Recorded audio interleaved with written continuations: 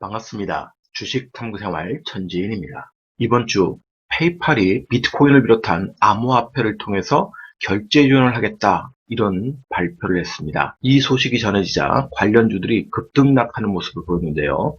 오늘은 핵심 관련주에 대해서 생각해보는 시간을 갖도록 하겠습니다. 먼저 뉴스를 좀 살펴보면 3억 5천만 명이 쓰는 페이팔이 비트코인을 품었다라고 아주 그럴싸한 제목이 지금 나오고 있죠. 페이팔이 암호화폐 결제를 도입한다, 비트코인이 10%대 급등을 했다, 이런 뉴스들이 전해지면서 관련주들이 급등락을 했습니다. 여기에다 중국마저도 디지털 화폐 속도를 내고 있는 과정인데요.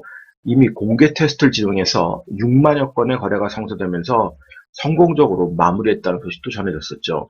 그러니까 중국이 미국의 달러 제국에 도전하는 일들이 계속 진행이 되고 있는데, 미국은 아직 여기에 대한 제재를 한다든지 이런 방안들은 구체적으로 나오지 않고 있는 상황입니다.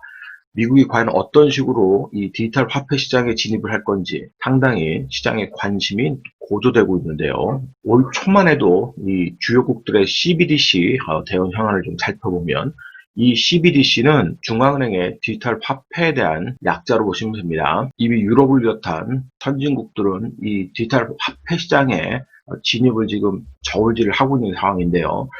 미국과 영국만큼은 아직 구체적인 계획이라든지 이런 것들이 나오지 않고 있습니다. 얼마 전 연준의 파월 의장도 디지털 화폐 시장 진입에 대한 계획이 지금은 없다라고 얘기를 했었죠. 하지만 중국이 디지털 화폐 시장 진입 속도를 높이고 있는 상황이기 때문에 미국이 간과하지만은 않을 것으로 지금 보여요. 특히 지난번 리브라 사태 아실 겁니다. 페이스북을 중심으로 한 여러 기업들이 리브라 프로젝트에 참여하면서 디지털 화폐 시장에 대한 기대감을 높였었는데, 미국이 중심돼서 이 리브라 프로젝트를 거의 무산시켜버리는 그런 과정에 지금 들어갔었죠. 그러다 보니까 페이팔은 리브라 프로젝트를 탈퇴하면서 독자적으로 지금 시장에 유통이 가능한 비트코인 같은 암호화폐를 도입하겠다고 지금 선언을 한 상황인 거예요. 하지만 미국의 입장이 어떻게 진행될지를 봐야 됩니다. 자, 페이팔의 주가 차트 흐름을 보시면, 자, 이렇게 고점에서 좋은 재료가 나왔죠. 비트코인 관련된 좋은 재료가 나오다 보니까 급등락을 지금 하고 있습니다. 그런데 이 추세가 만약에 이렇게 내려온다 그러면 시장의 기대감은 생각보다 크지 않다라고 우리가 판단할 수 있겠죠. 하지만 이 추세를 그대로 살려간다 그러면 여전히 시장의 기대감이 살아있다라고 우리가 생각을 하면 될 것 같습니다. 더군다나 이제 지난번에 5월 달에 갭으로 크게 14%대 급등한 이후에 이 자리를 메우지 않고 추세를 계속 이어져 왔습니다. 고점에 박스권을 만들고 있는데요. 자, 이때 나온 뉴스는 특별한 뉴스가 없었습니다. 실적도 그렇게 좋지 않았습니다만, 노딱 사태로 인한 비대면 시대이기 때문에 결국 전자결제에 대한 수요가 많이 늘 거다, 이런 기대감에 의해서 이때 이후에 주가는 계속 추세 상승을 이어갔던 상황인 겁니다. 그러면 이 추세, 연장 추세가 가파르게 나오는지를 좀 보셔야 되고요. 그렇지 않고 조정이 나면 결국 이런 매물 소화를 해야 되는 눌림목 구간까지 열어놓고 보시는 게 좋을 것 같고요. 국내 빗썸의 비트코인 차트를 한번 보시죠.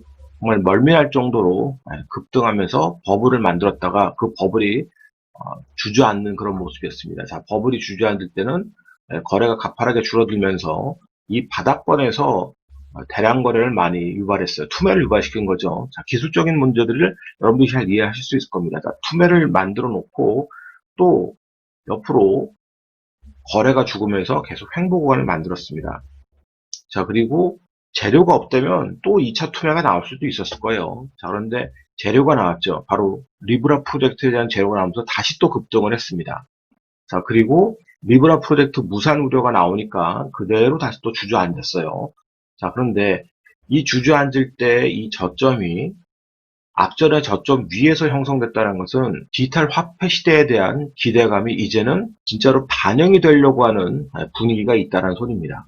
자, 그리고 페이팔 관련된 재료가 나오면서 최근에 또 이제 급등하는 모습을 보여줬었는데요.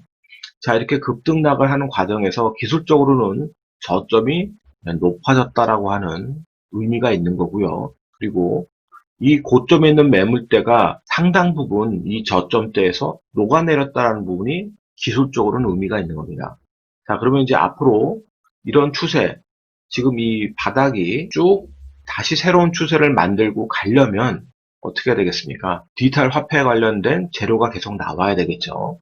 자, 그런 재료들이 나오면서 움직여야 됩니다. 거래량도 좀 더 많은 거래량이 유발이 돼야 되겠죠. 근데 국내 거래 시장은 사실 문제가 좀 많죠. 규제도 많고 내년부터 또 양도세 얘기도 나오고 뭐 여러 가지 이유가 있습니다만 좀 불편한 점들이 많아서 국내 거래가 활발하게 진행될 가능성보다는 해외 거래소가 더 활발하게 진행될 가능성도 많고 국내 비트코인 관련된 코인 투자자들이 해외 거래소로 많이 유치되고 있는 상황이라고 하죠.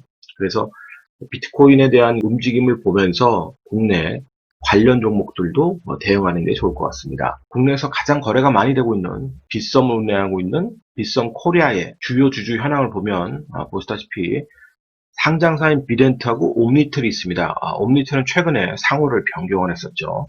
10.5%, 8.44%였는데 두 회사 모두 전환사채 물량들이 많아서 상당히 좀 지분 구조도 복잡하고 물량이 언제든지 고점에서 쏟아질 가능성이 남아 있습니다. 그래서 사채 구조를 조금 볼게요.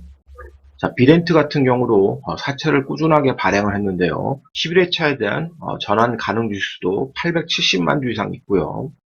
또 12회차도 남아있죠. 자, 그리고 10회차도 있습니다. 그러면 여전히 이 전환사채 물량이 주가가 좋아질 때 상당히 물량 압박을 받을 수 있다는 거예요. 옴니텔이 새롭게 사명을 변경했는데 그 사명이 T 사이언티픽입니다. 보시다시피 이 종목도 사채 물량이 좀 많이 있습니다. 자, 11회차는 이제 전환 가실 수가 없습니다만 12회차에 450만 주 이상 있고요. 또 13회차가 있습니다. 13회차까지도 신규 발행을 했기 때문에 이게 이제 또 120만 주 정도 되죠. 물론 이제 전환 시기는 이제 내년입니다만 어쨌든 12회차만도 450만 주 물량이 있기 때문에 T-사이언티픽도 물량 부담이 있다라고 보시면 될 것 같아요. 자, 그리고 빗썸과 함께 쌍두마차를 형성하고 있는 업비트에 운영을 하고 있는 두나무를 보시면 되는데 이 두나무 같은 경우는 주로 카카오가 투자를 많이 했고요. 상장사 중에서는 이제 우리기술 투자하고 에이티넘 인베스트먼트가 있습니다. 우리기술 투자는 8% 지분을 갖고 있고 에이티넘 고성장 기업 투자조합이 7%를 갖고 있는데 이 에이티넘 고성장 기업 투자조합을 운영하는 데가 에이티넘 인베스트먼트죠. 이 두 종목이 최근에 급등 나가는 모습을 보였던 겁니다. 우리기술 투자 같은 경우 보면 작년까지 실적이 좋았어요. 올해도 이제 하반기 실적 어떻게 나오는지 좀 봐야 되겠죠. 유보는 좀 부족합니다만 자본부채 내역을 보시면 크게 무리가 없습니다. 에이티넘 인베스트먼트 이거 조금 잘못 썼네요. 에이티넘 인베스트먼트입니다. 실적 보면 실적이 뭐 꾸준한 실적을 보여주고 있고요. 유보율도 뭐 적당합니다. 창투자 치고는 유보율도 뭐 적당한 유보를 갖고 있고 특히 우리기술 투자나 에이티넘 인베스트먼트 같은 경우는 아무래도 정부의 벤처기업 육성책과도 맞물려 있기 때문에 재료만 좋다면 언제든지 수급을 붙을 수 있는 종목이 되겠죠. 그래서 빗썸 관련주를 여러분들이 보시는 것보다는 재무적으로도 안정적이고 또 다른 재료를 갖고 있는 업비트 관련주를 보시는 게 좋을 것 같습니다. 그리고 디지털 화폐 시대가 정말로 된다 그러면 역시 자동화기기나 이런 시스템들을 교체하는 그런 수요가 생길 수 있을 텐데요. 그것과 관련된 기업들이 보통 우리가 알고 있는 한네트라든지 KCT, 로지스, KCS 이런 종목들입니다. 자, 그 중에서도 연관성이 좀 높은 KCT를 보시게 되면 이미 이런 것들이 시장에 알려지면서 먼저 선반영되고 움직였던 종목입니다. 키오스크 시스템이라든지 자동화기기 시스템 다 포트폴리오로 가지고 있고요. 실적도 보면 실적이 뭐 폭발적인 실적은 아닙니다만 뭐 꾸준하게 실적이 좀 나오는 그런 회사로 보시면 됩니다. KCS 같은 경우도 키오스크 관련된 솔루션을 공급하고 있죠. 자, 철도 티켓이라든지 영화 티켓, 리조트 티켓도 있고 무인 민원 발급기, 뭐 주유용 셀프 유닛도 있고 또 특수목적 쪽에서는 이제 우리가 보통 식당에서 하는 키오스크 시스템 이런 것들을 공급을 하고 있습니다. 매출도 보시면 영업이익 모두 다 아주 큰 성장을 보이거나 그러지는 않습니다만 뭐 꾸준한 그런 매출 영업이익을 가지고 있고요.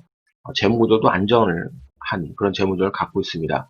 한네트, KTC, KCS, 로지스 이 종목들이 한 그룹의 영역으로 있기 때문에 비슷한 그런 흐름을 볼 수 있습니다만 그 중에서도 이 두 종목은 조금 더 집중해서 보실 필요가 있는 겁니다. 이런 재료가 나올 때마다 항상 움직임을 만들어낼 수 있기 때문에요. 자, 그러면 차트를 통해서 이 종목군들의 흐름을 살펴보도록 하겠습니다. 빗썸 관련주들은 매매를 하시는 것보다 이 디지털 화폐 재료가 나올 때 어떤 흐름을 갖고 있는지 요걸 보는 게 더 좋으세요. 보시다시피 최근에 다시 또 거래가 붙으면서 바닥에서 뭔가 일을 만들어 보려고 하는데 언제든지 주가가 올라가면 사채 물량 부담이 있다고 설명을 드렸죠. 그래서 매매를 하는 것보다는 같이 연동해서 어떤 흐름을 나타내는가 이걸 보는 게 더 좋습니다. T사이언티픽 같은 경우는 이미 이제 시세를 많이 낸 상태에서 고점에서 고군분투를 벌이고 있는데 이 고점에서 움직이는데도 거래 대금이 13억밖에 안 됩니다. 매매하기가 상당히 어렵다라고 여러분들이 생각을 하셔야 돼요. 매매가 쉽지 않은 그런 종목이고 이미 주가도 고점에 많이 올라와 있는 상태입니다. 그래서 이렇게 추세를 계속 살려가는지 이걸 보는 게 낫지 이 종목을 여기서 뭔가 수익을 만들려고 매매하는 것은 쉽지 않다는 소리예요. 자, 업비트 관련된 두나무 지분을 갖고 있는 우리기술 투자입니다. 최근에 바닥에서 대량 거래를 터뜨리면서 지금 수급이 장악되면서 올라오는 과정에서 일부 차익 실현이 나와서 급락이 또 나왔습니다. 자, 앞으로 당겨보시면 이렇게 큰 거래를 만들면서 고점을 만들었던 매물대가 진입이 되죠. 자, 이 4,000원대 가면 이런 매물대에 또 진입을 한다는 소리입니다. 당연히 차익 실현 매물 나오는 거죠. 자, 여기서 매물 소화를 어떻게 하는지를 잘 지켜보셔야 됩니다. 이 갭을 메우느냐 안 메우느냐에 따라서 단기 고점이 될 수 있느냐 아니면 상당히 오랜 시간에 고점을 만드냐 그 차이를 만들어낼 수 있어요. 기술적으로. 그래서 이 갭을 메우지 않고 수렴 과정에 나오면 또 트레이딩 할 수 있는 좋은 기회가 될 거고요. 자, 이등주로 움직였던 에이티넘 인베스트먼트입니다. 보시다시피 거래량이 수반되면서 이틀 연속 급등락을 하는 그런 모습을 보였습니다.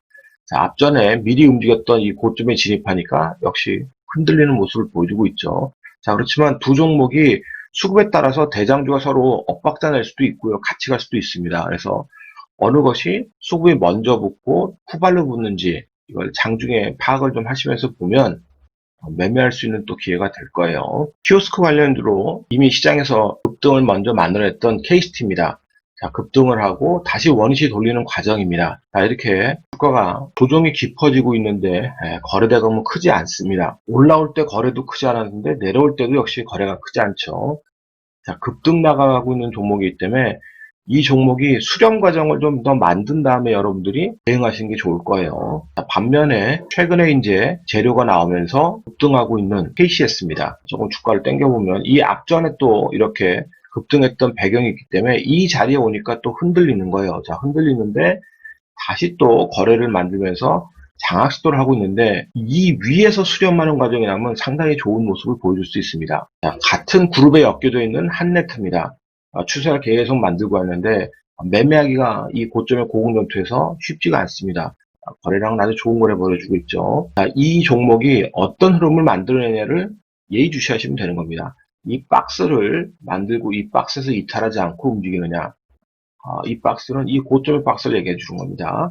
자, 이 고점의 박스를 이탈하지 않고 움직이면 앞전에 KCT라든지 KCS에서 좋은 흐름이 또 나올 수 있어요. 자, 로지스 같은 경우도 최근에 이제 거래가 다시 붙으면서 좋은 모습을 만들어내고 있는데 매매하는 게 이 두 종목보다는 오히려 KCT라든지 특히 KCS를 좀 더 관심 있게 보고 트레이딩하면 기회를 좀 더 잡을 수 있을 것 같습니다. 자, 그런데 나는 이렇게 급등락하는 종목을 매매할 자신이 없다. 이런 분들은 그냥 편안하게 하시기 위해서는 이 디지털 화폐 시장이 결국 정착이 되고 확장되려면 그것을 유통시킬 수 있는 유통망이 필요한 겁니다. 페이스북이 리브라 프로젝트를 시도했던 이유를 여러분들이 잘 기억을 하시고요. 또 페이팔이 왜 지금 암호화폐를 결제 지원하겠다는 발표를 했는지 그 배경을 잘 이해를 하시면 국내에서는 뭐가 있겠습니까? 역시 네이버하고 카카오가 있겠죠. 그 중에서도 카카오는 지금 카카오뱅크를 품고 있기 때문에 좀 더 유리한 입장일 겁니다. 그러면 안전한 종목은 뭐가 되겠어요? 카카오나 네이버가 되겠죠. 자, 우선순위는 카카오를 놓고 보시고 그 다음은 네이버를 보시면 됩니다. 자, 카카오가 지금 고점에서 상당히 힘든 그런 모습을 보여주고 있죠. 자, 고점에 부담을 안고 있습니다. 이미 상장 이슈 이런 것들은 많이 소멸된 과정이고요. 자, 이제 이 자리도 지금 간당간당합니다. 이탈할 가능성이 많이 있죠. 3억 대주주 요건도 바뀔 가능성이 굉장히 희박합니다. 그러면 이 종목들도 마찬가지로 그냥 관망하세요. 관망하고 그런 수급 여건이 해소된 이후에 내년 초부터 관심을 가져도 늦지 않다는 소리입니다. 왜냐하면 디지털 화폐 시장이 정말 개화된다 그러면 이건 또 다른 세상이 펼쳐지는 거니까요. 늦지 않다는 소리예요. 오늘자 한 줄 요약. 큰 도전에 직면한 달러 패권. 이 영상이 도움이 되셨다면 좋아요, 구독하기 부탁드리고요. 저는 다음 시간에 또 뵙도록 하겠습니다. 고맙습니다. 전지인이었습니다.